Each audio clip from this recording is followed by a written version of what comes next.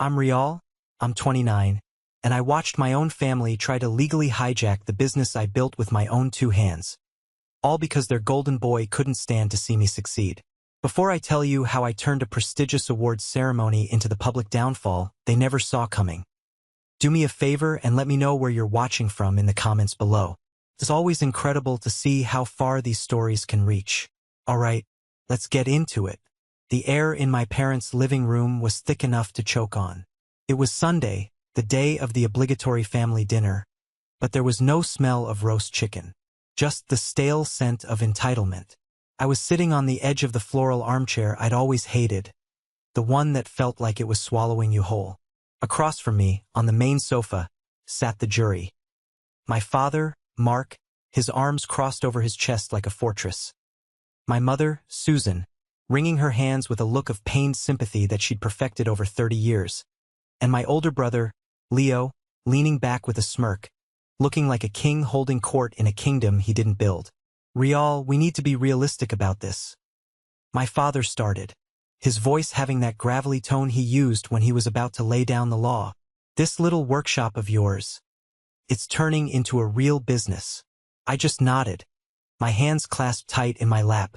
I could feel my knuckles turning white. And Leo? My mother chimed in, her voice soft and sweet as poison. Leo has been such a tremendous help to you, bringing in customers, managing things. You know you're not a people person, dear. I glanced at Leo. He gave me a lazy wink. A tremendous help, right? He'd been showing up for a few hours a day, mostly to drink my coffee and tell my customers stories about his high school football days. So we've been talking, my father continued, getting to the point, and we think it's time to make this official. For the family. Here it comes. The reason for the summons. The reason for this ambush. Leo finally sat up straight, the smirk widening into a grin full of teeth. What Dad is trying to say, little brother, is that I deserve a stake in this. A real partnership. It's only fair. My mother nodded eagerly. Family helps family, Rial. And when family helps build something, they deserve their share. I stayed silent, letting them fill the space with their greed.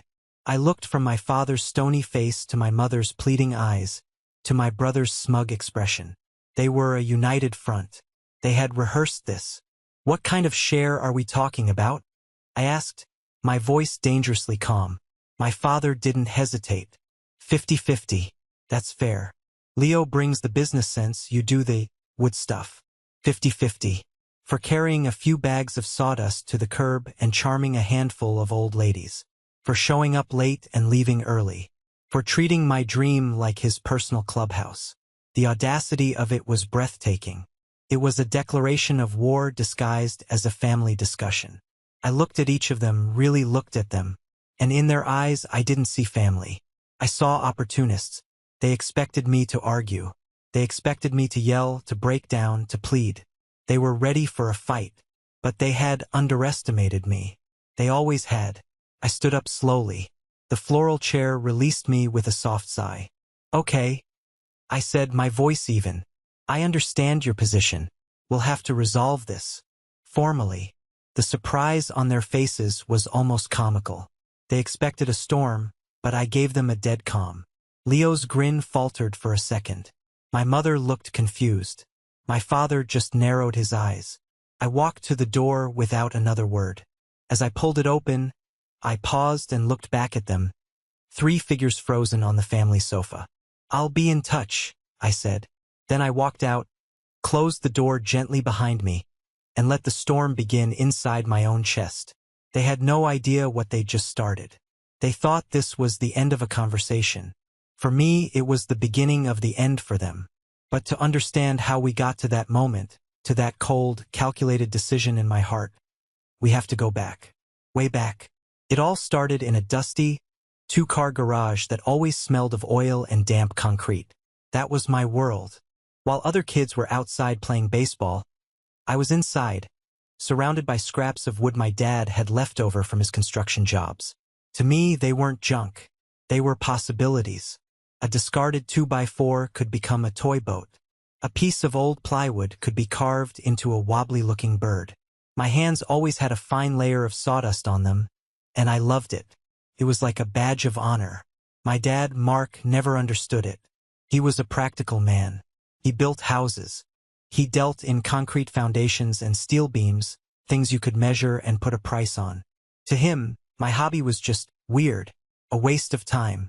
More than once, I'd spend a whole weekend carving a small, intricate figure, only to have him walk in, glance at it, and grunt. "What are you going to do with that piece of junk?" One time, when I was about 12, I made a small wooden box for my mom. I'd sanded it for hours until it was smooth as glass. I was so proud of it. I showed it to my dad first. He picked it up, turned it over in his calloused hands, and then tossed it into the bin with the firewood. "At least it'll be useful for something," he'd said, without a hint of malice. It was worse than malice. It was indifference. My brother Leo was the complete opposite of me. He was 3 years older, loud, confident, and the star of the high school football team. The garage wasn't his world. The field was. Our house was a shrine to his achievements. Trophies lined the mantelpiece. Photos of him in his uniform were on every wall. When he came home with muddy cleats and a bruised ego from a lost game, my parents would hover over him, full of concern and pride. When I came in with sawdust in my hair and a new creation in my hands, they'd just tell me to go wash up for dinner. Leo wasn't cruel to me, not really. He just treated me like I was invisible, a piece of the furniture.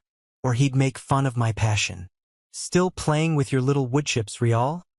He'd sneer, ruffling my hair. "When are you gonna do something real?" To them, real meant sports or cars, or anything that didn't involve being quiet and focused in a dusty garage. My only escape, my only source of validation, lived 2 houses down. Mr. Samuel was a retired carpenter. A man in his late 70s with hands as gnarled as an old oak tree but a smile that could light up a room. His garage was a cathedral of woodworking. It smelled of pine and cherry and linseed oil. He had tools I could only dream of, all neatly hung on the walls. He never laughed at my clumsy early projects. Instead, he'd take them, examine them with a serious expression, and say something like, "You see this grain here? The wood is telling you which way it wants to be cut. You just have to learn to listen." He was the one who taught me the difference between a rip cut and a cross cut. He showed me how to sharpen a chisel until you could shave with it. He let me use his lathe, and the first time I turned a perfect, smooth spindle, I felt a surge of pride that was more powerful than any trophy. One afternoon, after my dad had been particularly dismissive, I went over to Mr. Samuel's, feeling lower than ever. I was holding a small, carved eagle, and I thought it was the best thing I'd ever made. My dad had called it a dust collector. Mr. Samuel took it from me and held it up to the light. He was quiet for a long time. I braced myself for criticism. Then he looked at me, his blue eyes clear and kind. "These hands have a soul in them, son," he said, his voice raspy.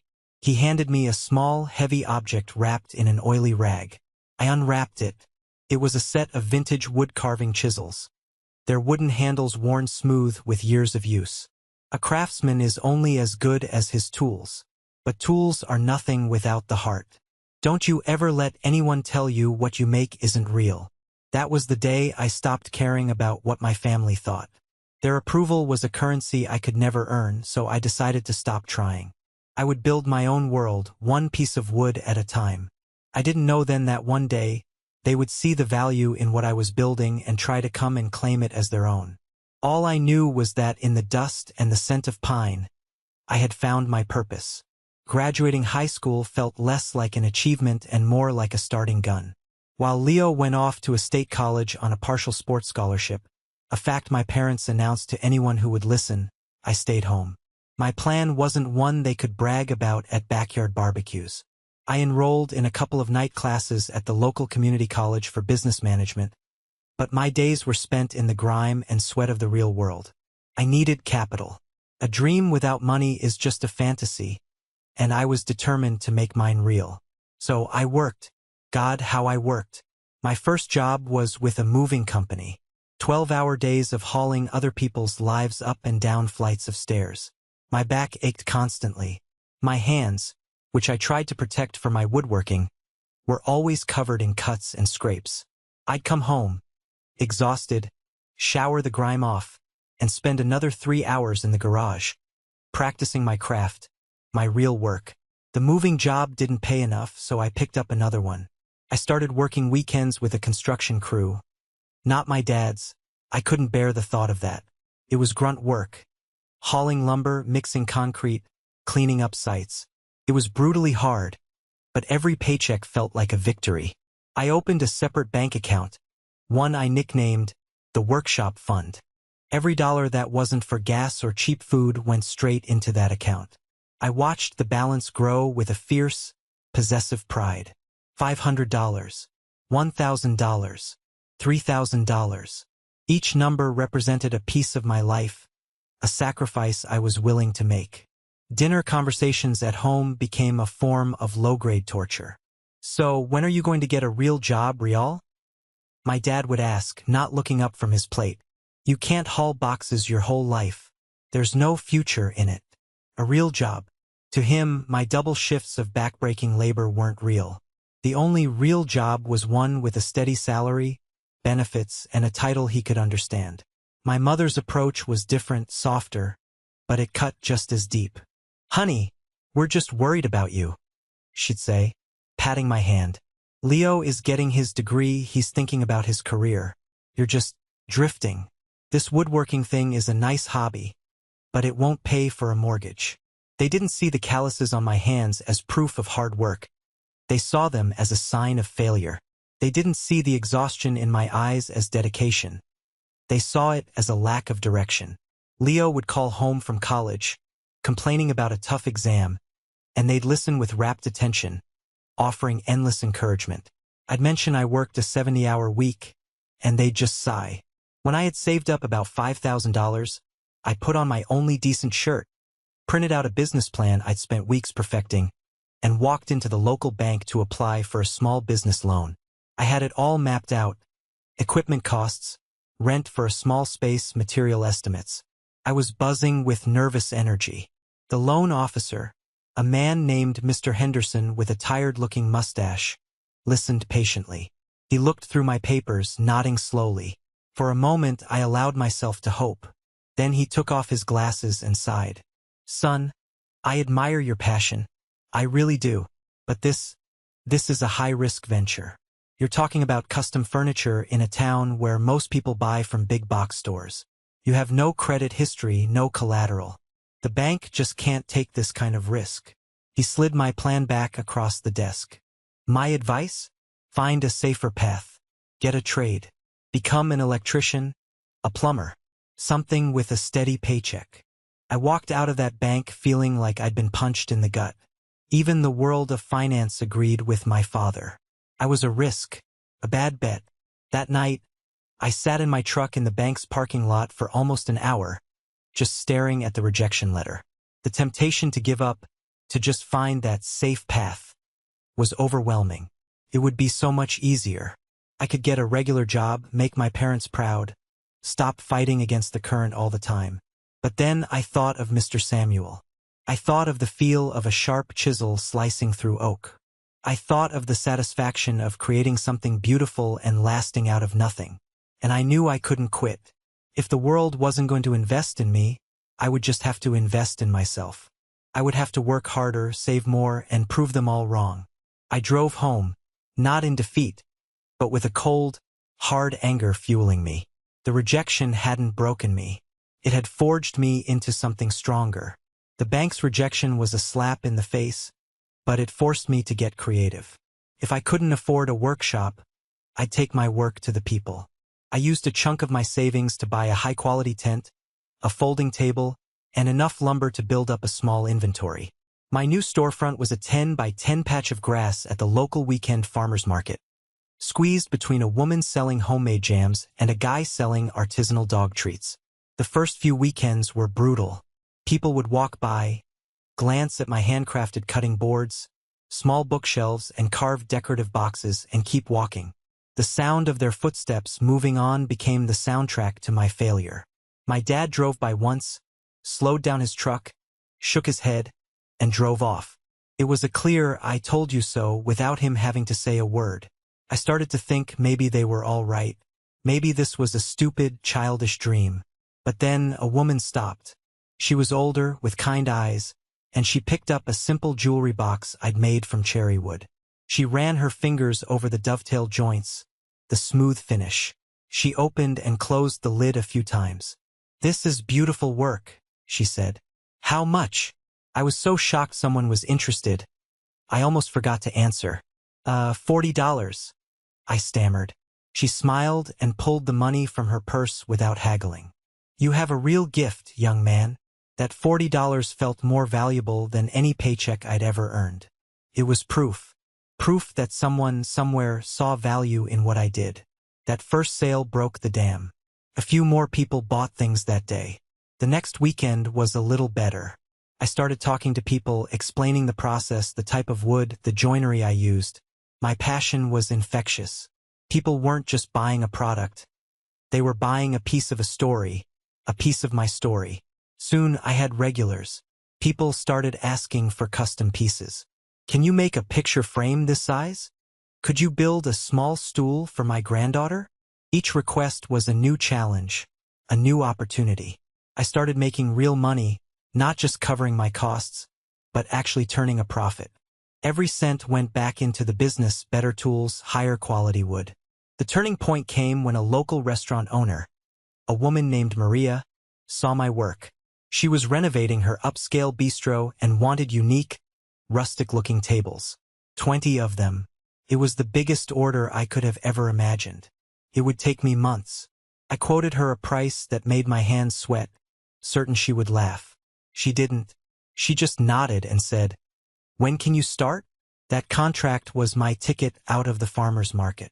It gave me enough capital for a down payment to rent a small, rundown warehouse on the industrial side of town. It was perfect. It had high ceilings, concrete floors, and enough space for the professional-grade equipment I could finally afford. The day I signed the lease was one of the proudest days of my life. I stood in the middle of that big, empty space, the smell of dust and old machinery in the air, and I could see it all. I could see the saws, the workbenches, the stacks of beautiful lumber. I named it simply Rial's Craft. I invited my parents to come see it. My mom made an excuse about a prior engagement. My dad was more direct. "Call me when you get a real job, son," he said. Before hanging up, only my best friend, Clara, showed up. She brought a six-pack of beer and a pizza. We sat on the floor of my empty workshop, and she toasted me. "To Rial's Craft," she said, her eyes shining. "I always knew you'd do it." We were halfway through the pizza when the door creaked open. It was Leo. He stood there for a moment, taking it all in. The vast space, the potential. He walked in, his footsteps echoing. He looked around, a strange expression on his face. Not quite pride, not quite jealousy. Something in between. "Ha!" he said, kicking at a loose piece of concrete on the floor. "Not bad, little brother. Not bad at all. Maybe you'll actually make something of yourself after all." I didn't know it then, but his words weren't a compliment. They were an assessment. He wasn't looking at my dream. He was looking at a new opportunity for himself. The first shadow had just fallen over my new beginning. For the first year, Rial's Craft was my sanctuary. I hired Clara to manage the books and the front office, and her sharp, no-nonsense attitude was the perfect balance to my creative focus. The business grew steadily. The restaurant tables were a huge success, leading to more commercial clients. Word of mouth spread. People in our town, and even the next one over, started to know me as the guy who made furniture that was built to last a lifetime. I was working 14-hour days, covered in sawdust and happier than I'd ever been. Then Leo lost his job. It was a sales gig at a car dealership. The details were vague, something about not meeting his quota, but I knew my brother. He had the charm, but not the work ethic to back it up. Suddenly, he had a lot of free time, and he started spending it at my workshop. First, it was harmless. He'd show up around lunchtime with coffee, plop down on a stool, and complain about his old boss. He was bored, he said, just looking to get out of the house. I felt a pang of sympathy. He was my brother, after all. "Hey, while you're here, can you give me a hand with this?" I'd ask, needing help lifting a heavy tabletop. He'd oblige, flexing his muscles and making a show of it. Soon, dropping by became a daily routine. He started to make himself useful in small ways. He'd sweep the floors, chat with a customer if I was in the middle of a complex cut, or run to the hardware store for a box of screws. I was grateful for the help, and I started paying him a small, informal weekly amount for his time. A salary for a part-time helper. But then the language started to change. I was talking to a potential client one day, a woman looking for a custom-built dining set. Leo sauntered over, put a friendly arm around my shoulder, and said to her, "Yeah, we can definitely do that. Our lead time is about 6 weeks right now, but we always deliver top quality." The words hung in the air, feeling wrong, like a poorly fitted joint. I shot him a look, but he just smiled his easy, charming smile. The client didn't notice, but I did. Clara noticed too. Later that day, she came over to my workbench, her brow furrowed. "What was that all about?" she asked. I don't know," I admitted, a knot tightening in my stomach. "It's the third time he's done that this week." "You need to shut that down, Rial," she said, her voice firm. "This is your business. Your name is on the sign." I knew she was right, but I hesitated. Confrontation with my family had never been my strong suit. It was easier to just let it go, to hope it was a phase. It wasn't. It got worse. He started acting like a co-owner. He rearranged the front showroom without asking me, putting his own, flashier design ideas on display. He'd take calls and make promises to clients I couldn't keep. "Oh yeah, my brother can get that done in 3 weeks, no problem," he'd say, leaving me to deal with the fallout. The final straw came on a busy Saturday. I was juggling 3 different projects when a wealthy-looking couple came in. They were admiring a large oak coffee table I'd just finished. It was a piece I was incredibly proud of. Leo, seeing an opportunity, swooped in. I was in the back, running a piece of wood through the planer, so I could only hear snippets of their conversation. I heard Leo's smooth, confident voice. I heard the couple laughing. When I came back out, they were shaking his hand. "It was a pleasure doing business with you," the man said to Leo. After they left, Leo turned to me, beaming, holding up a check. "See? Sold. I even got them to pay 20% over your asking price. You're good with the wood? Bro. But I'm the one who knows how to sell. We make a great team." I looked at the check, then at him. He hadn't just sold my work. He had sold himself as my partner. He was no longer just visiting my dream. He was actively trying to move into it, to claim a room for himself without ever helping to build the foundation. "Leo," I said, my voice low, "we need to talk." The talk didn't happen at the workshop. Before I could even confront him, Leo packed up early that day, saying he had to get to our parents' house for dinner. I knew immediately what he was doing. He was going to frame the narrative. He was going to get to the jury before the trial even started. When my phone rang an hour later, it was my mother. "Rial, honey, your father and I are expecting you for dinner tonight. Don't be late." It wasn't a question. It was a summons. I walked into that house feeling like a lamb walking into a slaughterhouse. The tension was immediate. Leo was already there, nursing a beer on the sofa, looking like the wronged party. My parents were in the kitchen, their movements stiff and angry. We sat down to eat, and the silence was deafening. Finally, my father put his fork down with a loud clink. "So," he began, his eyes boring into me. "Leo tells me you're giving him a hard time down at the shop." I took a slow breath. "Leo is overstepping his boundaries, Dad. He's acting like he owns the place." "Maybe he should." My mother jumped in, her voice trembling with manufactured emotion. "He's poured his heart and soul into helping you. He's the reason that place is finally making any real money. Do you have any idea how much he's sacrificed for you?" Sacrificed? He'd been unemployed. I had given him a purpose, a place to go, and a paycheck. I looked at Leo. He was staring down at his plate, the very picture of a humble, unappreciated martyr. It was a masterful performance. I pay him for the hours he works, I said, trying to keep my voice steady.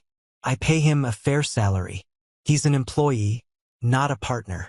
An employee? My father scoffed, his face turning red. He's your brother. This is a family business. You don't treat family like an employee. You think you're better than us now, with your fancy furniture and your little company. That was it. The core of the issue. My success wasn't a source of pride for them. It was an insult. It was a deviation from the family script where Leo was the star and I was the weirdo in the garage. This has nothing to do with being better, I said, my own anger starting to rise. This is about the fact that I built this from nothing. I worked 3 jobs. I took the risk. I signed the lease. Where were any of you then? We were supporting you, my mother cried. Supporting me? You told me to get a real job. You called it a stupid hobby. That's enough, my father roared, slamming his hand on the table. The plates jumped. You're being ungrateful. Leo has business sense you'll never have.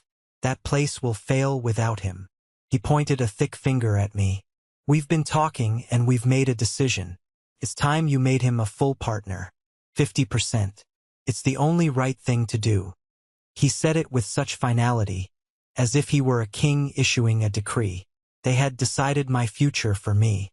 They were going to hand half of my life's work to my brother. I looked at Leo. He finally looked up, a triumphant gleam in his eyes. He thought he'd won. This was when I should have exploded. This was when I should have laid out every single sacrifice, every ounce of sweat I'd poured into my dream. But I didn't. A strange, cold calm washed over me. I saw them for what they were, not as a family, but as a hostile board of directors staging a takeover. 50%, I repeated softly. Of what exactly? Of the business I own? Of the lease that's in my name? Of the bank account that's tied to my social security number? I leaned forward. You seem to be under the impression that this is a family asset. Let me be perfectly clear. It's not. It's mine. I pushed my chair back and stood up. Thank you for dinner, but I'm done here. My mother gasped. Rial, don't you dare walk away from this. I'm not walking away from anything, I said, looking directly at Leo. I'm just establishing who the owner is. And it isn't you. As I walked out, I heard my father yelling behind me. You'll regret this. You need us. You'll come crawling back. But I knew I wouldn't. The lines had been drawn. The battle had just begun. And I knew, with a chilling certainty, that they were not going to play fair. The week after that disastrous dinner was cold. Not just the weather, but the atmosphere. My parents weren't speaking to me. Leo stopped showing up at the workshop altogether. Part of me was relieved. The place was finally mine again, quiet and productive. But another part of me was waiting for the other shoe to drop. It dropped about 2 weeks later on a Friday afternoon. I was cashing out the register for the week, and the numbers weren't adding up. We were short, about $100. That's weird, I said to Clara, who was reconciling the invoices. Did we have any big returns I forgot about? She shook her head, her eyes narrowed in concentration. No, everything looks clean on my end.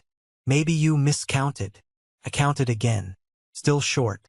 I shrugged it off. It was a busy week. Mistakes happen. I covered the difference from my own pocket and forgot about it. But then it happened again the next Friday.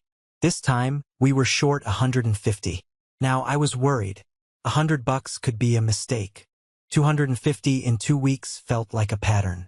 Clara and I went over every single transaction. Nothing. It was as if the money had simply vanished. Someone is skimming Rial? She said, her voice low and serious. But who? I asked. It's just you and me here most of the time. And then a sick feeling washed over me. It wasn't just me and Clara. Leo had worked a few hours the previous Saturday, the last day he was there. He'd said he needed some extra cash. I had foolishly agreed. The idea that my own brother would steal from me felt like a physical blow. I didn't want to believe it. It had to be a mistake. Coincidence. But I wasn't going to be a fool. That weekend, I spent a few $100s on a new point-of-sale system, one with modern tracking. Every transaction was logged, and it required a unique user code to open the cash drawer. I gave one code to Clara and one to myself. The next week, everything was perfect. The numbers balanced to the penny. I started to relax. Maybe I had been wrong. Maybe it was just a series of bizarre errors. Then, the following Tuesday, Leo showed up. He was all smiles and apologies. He said he'd overreacted, that he'd been stressed, and that he was happy to just help out again for his old weekly pay. He needed the money, he said. My parents had been pressuring him. Against my better judgment, and against the warning look Clara gave me, I gave in. He was still my brother. I created a new user code for him and showed him how to use the system. On Friday, I checked the logs. And there it was. 3 separate times during Leo's shift, the cash drawer had been opened without a corresponding sale. The total discrepancy for the day, $200. My heart hammered in my chest. It was undeniable. It was him. I waited until everyone else had gone home. I called him back to the office. I didn't yell. I just turned the computer monitor towards him and showed him the log. Can you explain this, Leo? He looked at the screen, and for a split second, I saw panic in his eyes. But it vanished as quickly as it came, replaced by a look of profound, theatrical hurt. Are you serious? He said, his voice cracking. You're accusing me of stealing? After everything I've done for you? For this place? He ran a hand through his hair, looking distraught. I'm your brother, Rial. I've been breaking my back trying to help you, and this is the thanks I get? An interrogation. He was so good, so convincing, that for a moment, I almost doubted the evidence right in front of my face. He was turning it around, making me the villain. The log shows the drawer was opened. Leo, the money is gone. Maybe the stupid machine is broken, he shot back. Maybe you should invest in better equipment instead of spying on your own family. He stormed out, slamming the office door behind him. I was left there, staring at the screen, the proof of his betrayal glowing in the dark. He hadn't just stolen from me. He had looked me in the eye and lied. And the worst part was, I knew he would go straight to our parents. And I knew exactly who they would believe. This wasn't just about missing money anymore. It was about a much deeper, more calculated deception. The fallout from my confrontation with Leo was exactly what I expected. The next day, my phone was bombarded with calls from my mother. I let them go to voicemail. The messages she left were a masterclass in emotional manipulation, alternating between tears and anger. How could you accuse your own brother? You're tearing this family apart, Rial. Your father is so disappointed in you. I knew I couldn't fight this battle on their terms. Feelings weren't evidence. I needed facts. Cold, hard, undeniable facts. The first person I called was Maria, an old high school acquaintance who was now a forensic accountant. I met her at a coffee shop far from my neighborhood. I laid out everything. The cash shortages, the new POS system, Leo's reaction. She listened patiently, her expression unreadable.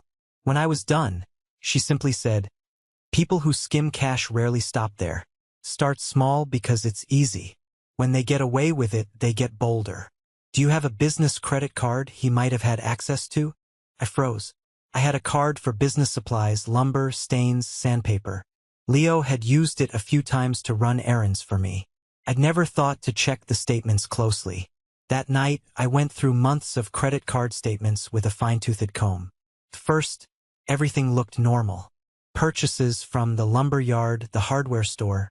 But then I saw it. A charge from a different supplier, one I never used, for a type of exotic hardwood I'd never worked with. Then another, and another. Small amounts, a few $100s here and there, easily lost in the noise of a busy month. My hands started to shake. This wasn't just skimming. This was a separate, deliberate fraud. I called the supplier the next morning. The man on the phone, Ben, sounded hesitant. Yeah, I remember a Leo, he said. He said he was picking up supplies for Rial's craft. But he always paid with a card and asked for the receipt to be made out to cash. He paused. And he had us deliver the bigger orders to a different address. A storage unit over on the west side. A storage unit. My stomach dropped like a stone. He wasn't just stealing money. He was stealing materials. He was running a shadow operation right under my nose.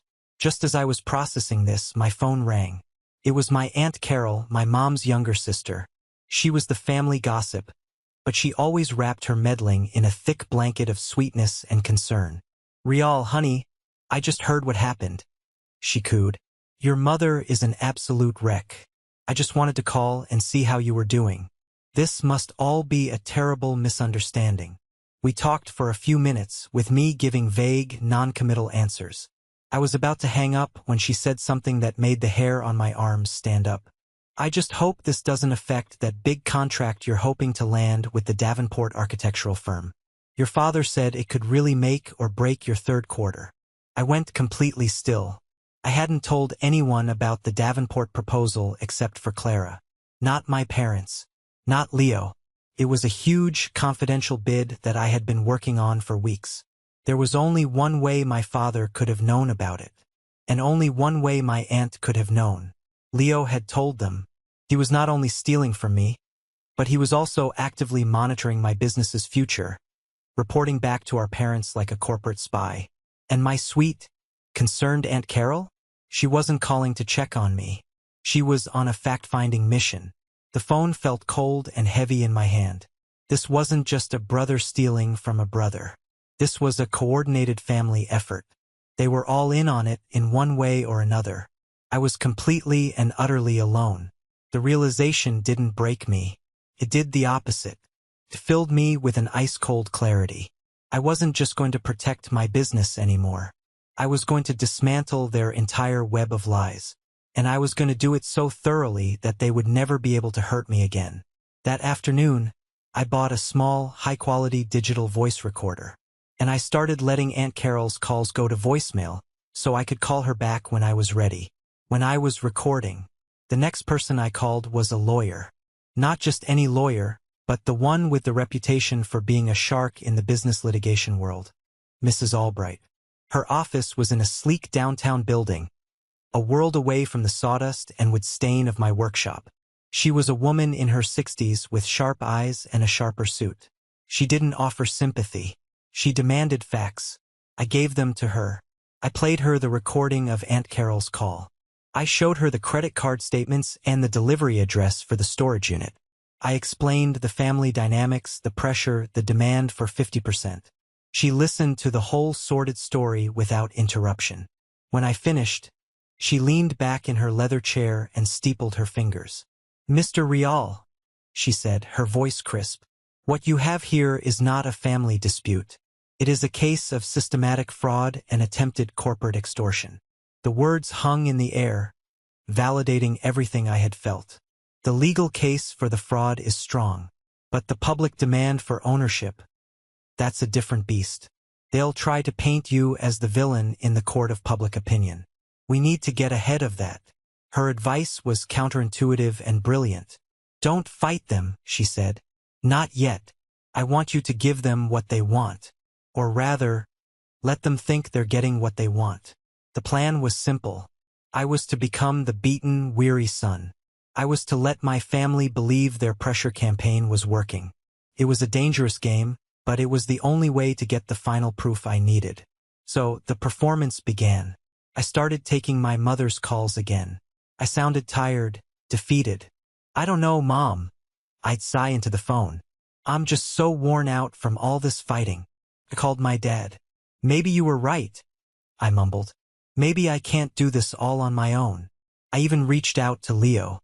I met him for a coffee. I apologized for accusing him. I told him the stress was getting to me, that I was thinking about his partnership offer. The change in their attitude was immediate. The anger vanished, replaced by a smug, condescending kindness. They were winning. It was my recorded calls with Aunt Carol that provided the real gold. Thinking she was comforting a nephew on the verge of surrender, she became incredibly chatty.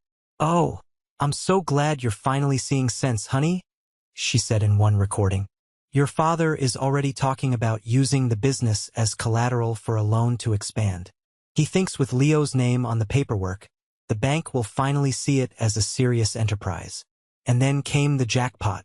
I had my voice recorder running in my jacket pocket during a follow-up conversation with Leo, where I was pretending to discuss the terms of the partnership. He was cocky, completely letting his guard down. "Look, bro, 50-50 is just the starting point," he said, leaning across the coffee shop table. "Once I'm on the papers, we're going to make some real changes. Dad and I have a whole 5-year plan. We'll probably need to make you more of a creative director, and let me handle the real business side of things. It's for the best. You're just not cut out for it." He was planning a complete takeover. They weren't just trying to get a piece of the pie. They were planning to steal the whole bakery and kick the baker out onto the street. I sat there, nodding thoughtfully, my heart pounding with a cold, furious rhythm. I had him. I had them all. They were so busy celebrating their victory that they never saw the trap closing around them. They were about to learn a very hard lesson. The quiet ones are the ones you should be most afraid of. The email arrived on a Tuesday morning. It was from the local Chamber of Commerce. I had been nominated for their annual Young Entrepreneur of the Year award. Normally, I would have deleted it.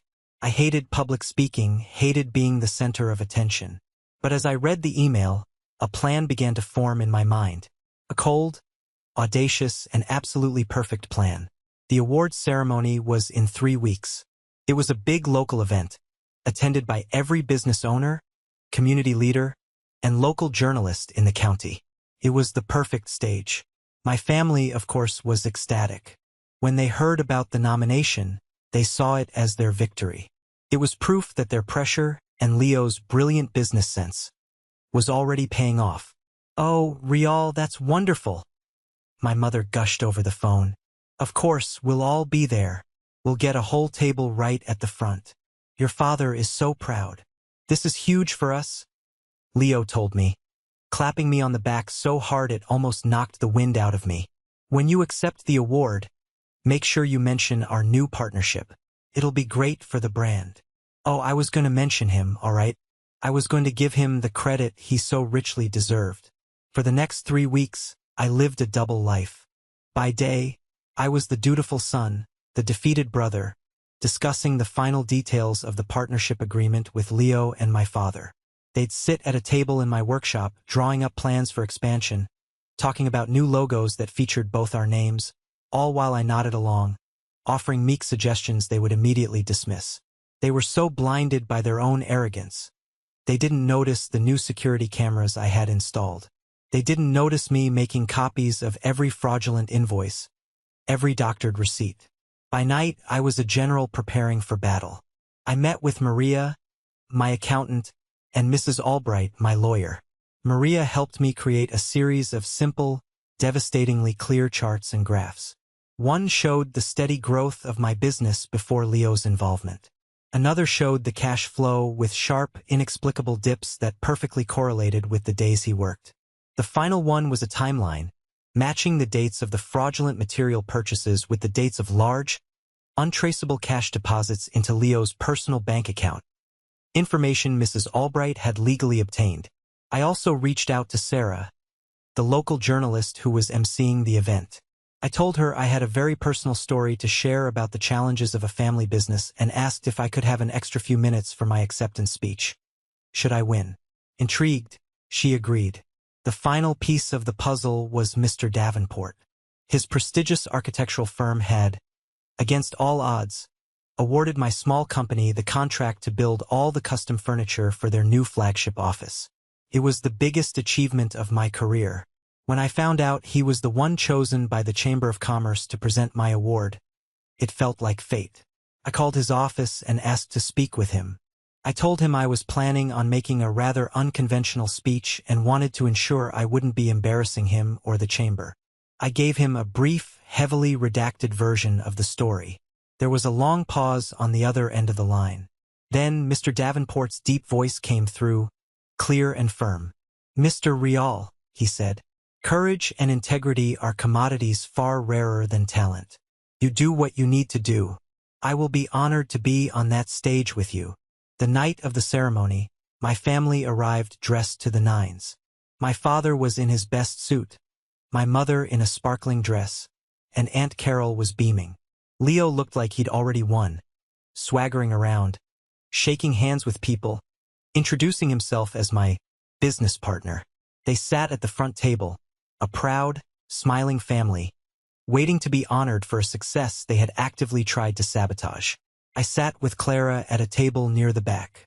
I was wearing a simple dark suit. I wasn't nervous. I was calm.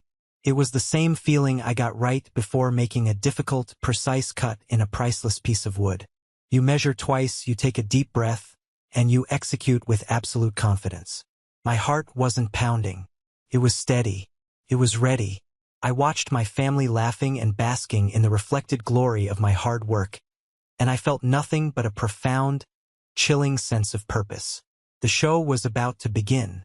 The dinner dragged on. Speeches were made. Lesser awards were given out. Through it all, my family at the front table was the picture of pride. My mother kept dabbing her eyes with a napkin. My father sat straighter than I'd ever seen him, nodding at people who congratulated him. Leo was practically vibrating with anticipation. Finally, Sarah the journalist stepped up to the podium. And now for our final award of the evening, the Young Entrepreneur of the Year. This award recognizes not just business success, but also perseverance, innovation, and integrity. To present the award, please welcome the CEO of Davenport Architecture, Mr. Howard Davenport.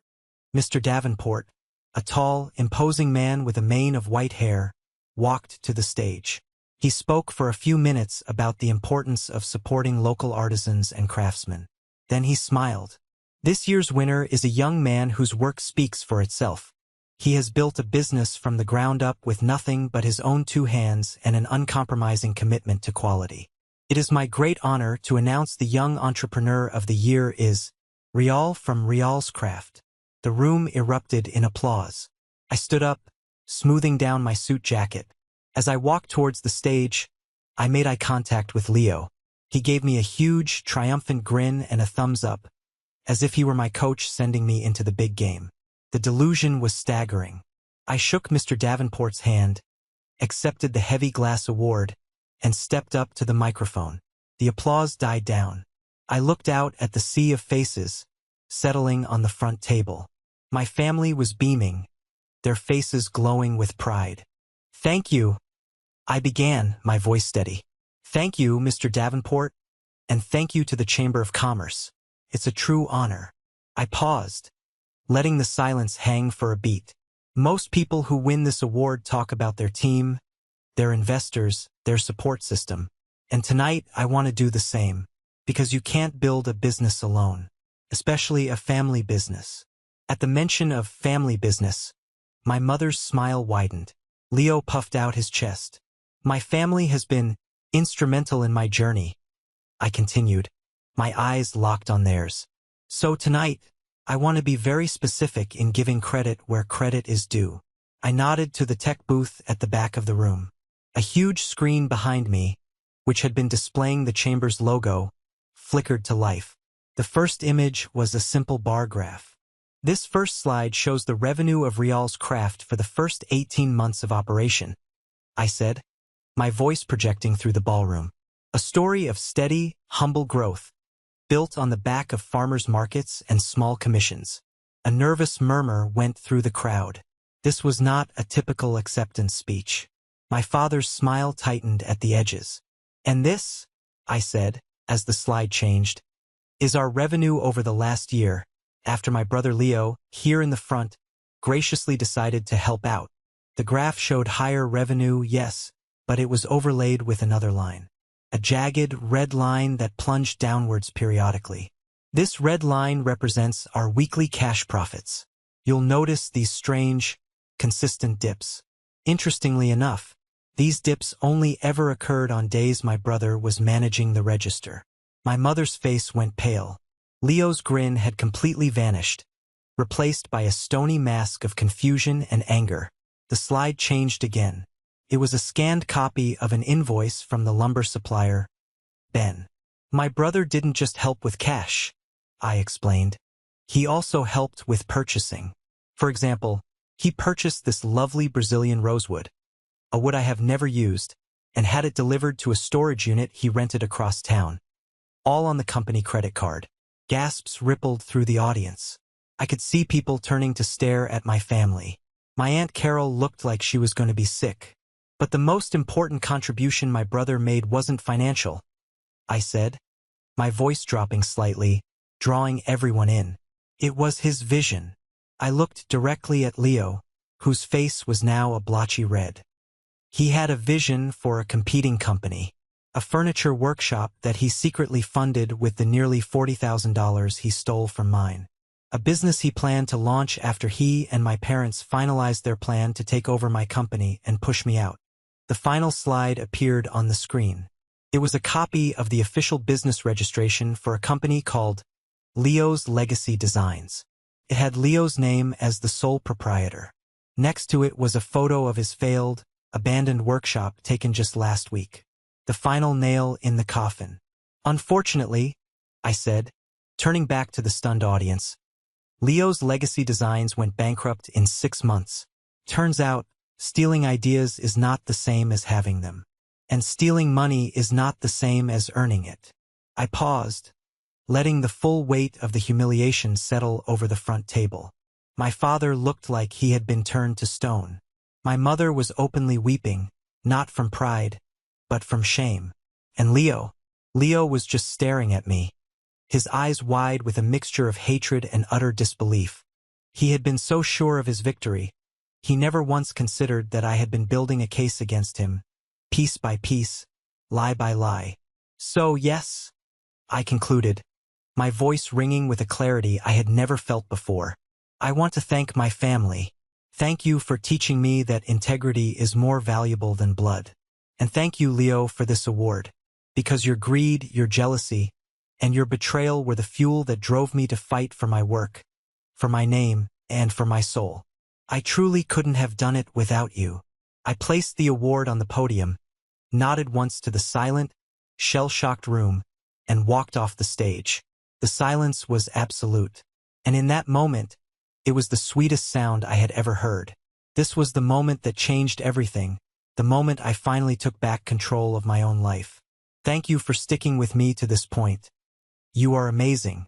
Please help me out by liking this video and commenting the number 1 down below, just so I know you were with me through all of this. It not only helps more people find this story, but it also lets me know that my experiences mean something to someone out there. Your support is the biggest motivation for me to keep sharing the rest of this journey. The silence in that ballroom felt like it lasted an eternity. It was a heavy, suffocating silence, broken only by the sound of my own footsteps on the stage stairs. I didn't look back. I didn't need to. I could feel the weight of hundreds of pairs of eyes on me, and more intensely, the burning glare of my family. I walked back to my table where Clara was standing, her eyes wide, a proud, fierce smile on her face. She just grabbed my arm and squeezed, saying more with that one gesture than words ever could. The spell was finally broken by Sarah, the MC, who walked uncertainly to the podium. She stammered, clearly at a loss for words. Well, let's have a round of applause for all our winners tonight. A scattered, hesitant applause started and then died out just as quickly. The party was over. People started to get up, not to mingle, but to leave. They moved in hushed groups, whispering and casting furtive glances towards the front table. I watched, detached, as my family imploded. My father was trying to pull my mother to her feet. She was sobbing uncontrollably into her hands. Aunt Carol was gathering their things, her face a mask of frantic embarrassment, avoiding eye contact with everyone. And Leo, he was still sitting there, frozen, as people filed past his table. He looked small. The swagger, the confidence, the easy charm, it had all been stripped away, leaving behind something hollow and pathetic. As his friends and acquaintances walked by, they didn't offer condolences. They just walked by. He was a pariah. They got up and scurried out of a side exit, a disgraced royal family fleeing a revolution. I didn't feel triumph. I didn't feel joy. I just felt quiet, a profound sense of quiet in my soul for the first time in years. The noise of their expectations, their disappointment, their greed, It was finally gone. As the room emptied, a few people approached our table. First was Derek, the owner of the big furniture chain, my main competitor. He was a man I'd always found arrogant. He walked over, a look I'd never seen before on his face. Respect. Rial, he said, extending a hand. I don't know the whole story, but I know guts when I see it. That took guts. I shook his hand.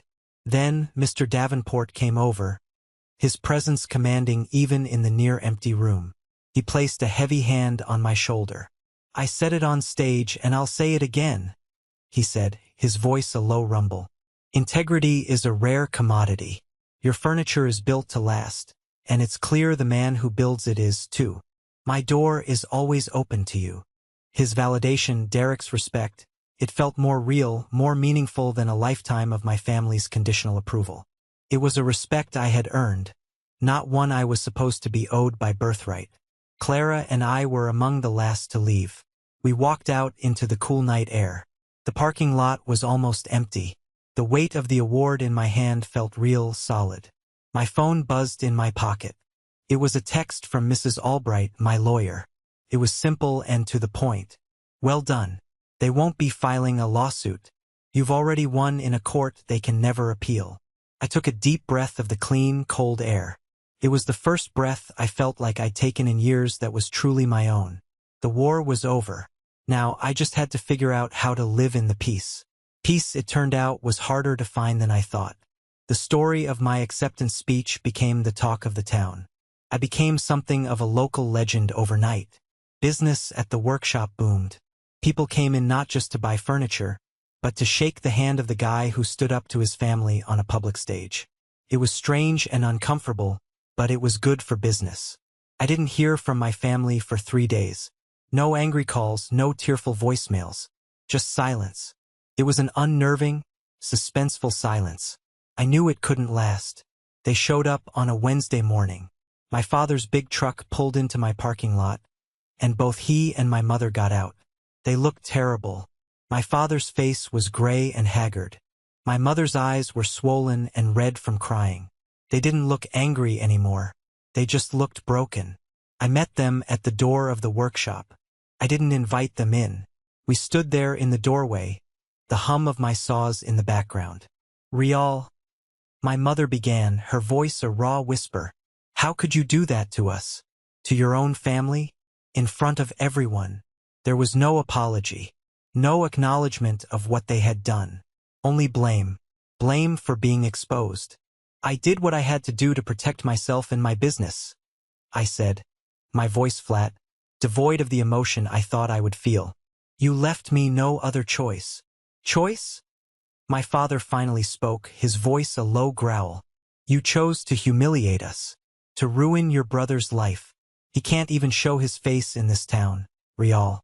Is that what you wanted?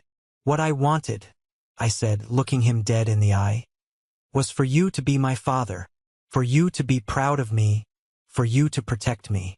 What I wanted was for my mother to stand up for me. What I wanted was for my brother to not steal from me and plot to take everything I've ever worked for. I took a step closer, lowering my voice. You talk about choices. You chose him.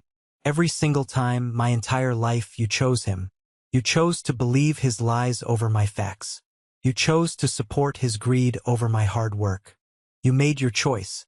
And this is the consequence. My mother started to cry again. A desperate, helpless sound. But we're your parents. He's your brother. You can't just throw your family away. And that's when I finally understood. To them, family wasn't about love or support. It was an obligation. A cage. A weapon they could use to control me. And I was finally ready to be free. You're right, I said softly. He's your son. You are his parents. I reached into my back pocket and pulled out a folded envelope. I handed it to my father.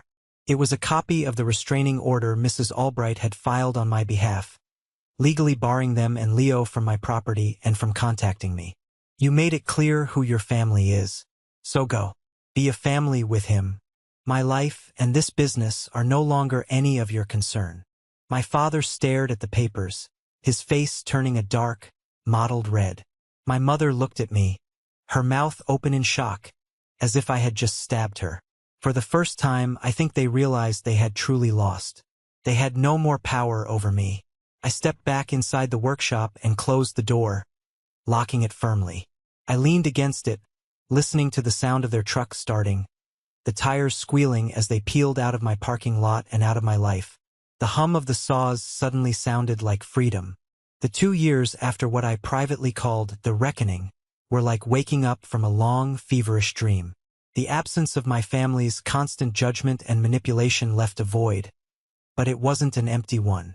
It was a quiet, peaceful space that I could finally fill with my own life, on my own terms.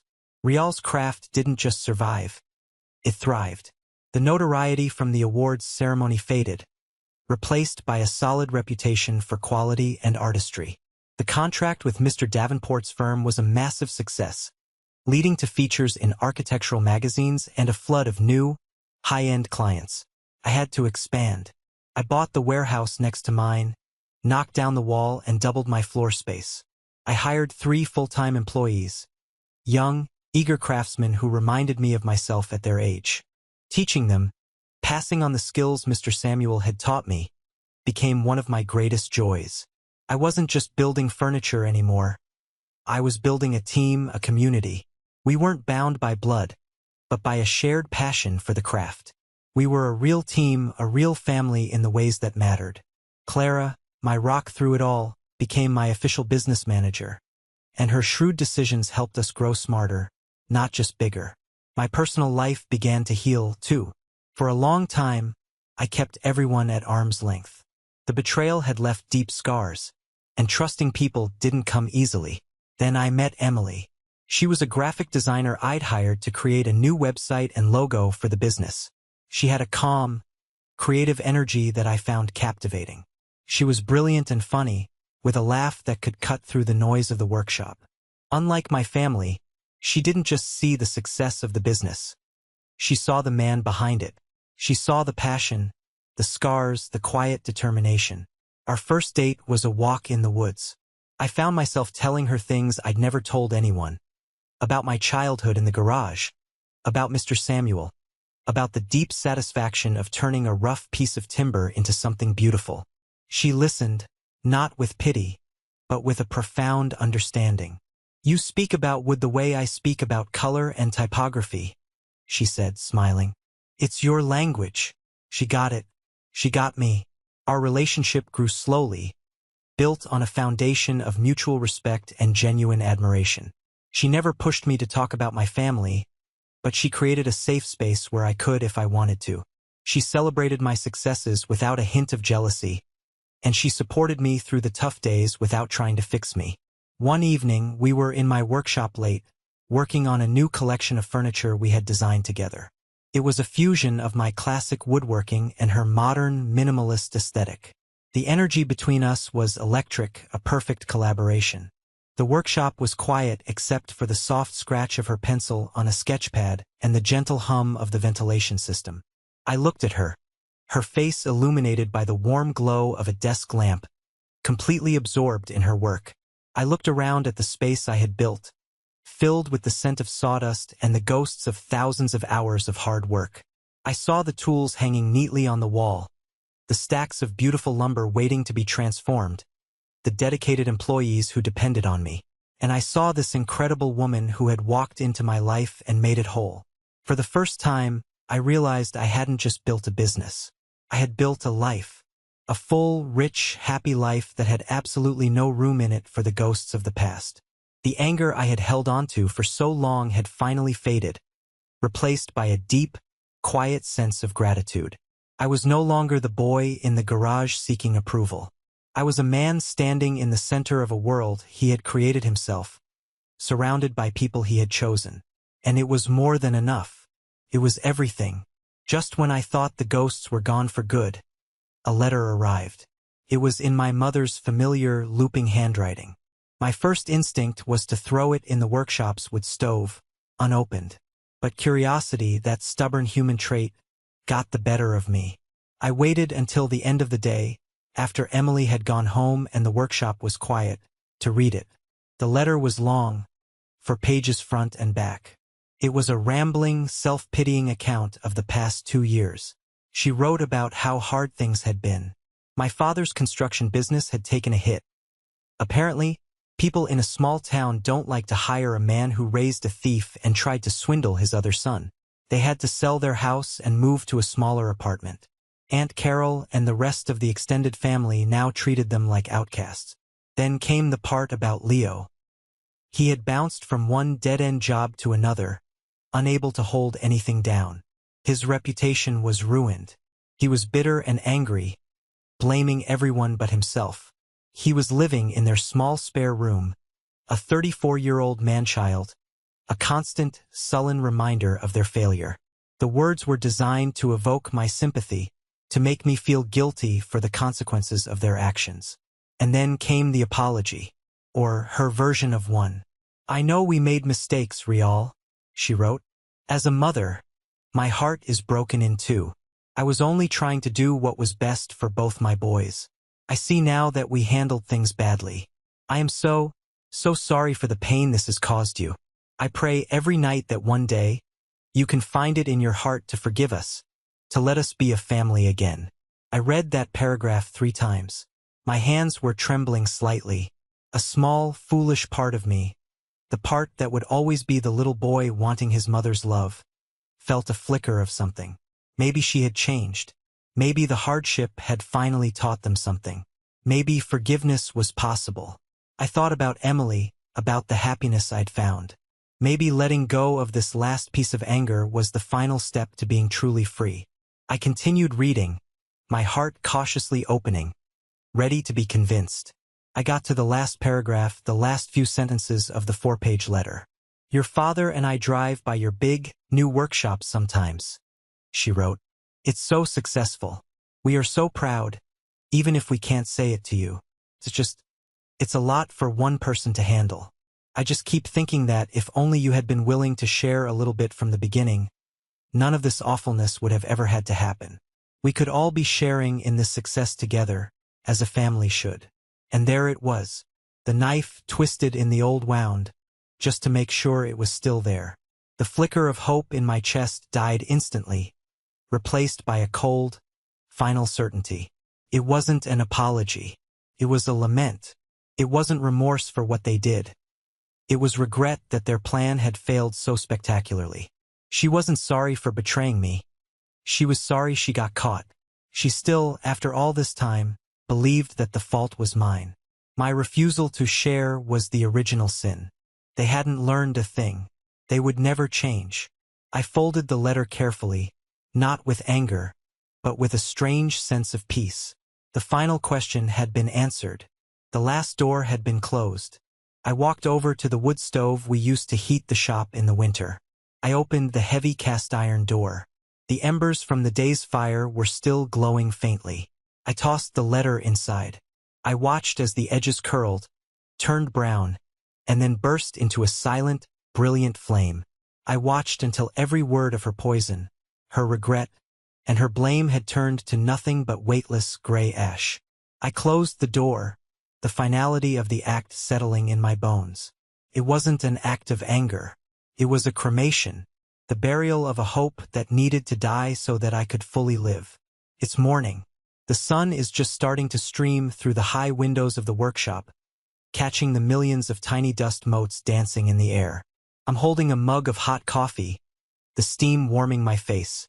The air smells of fresh-cut cedar and coffee, my favorite smell in the world.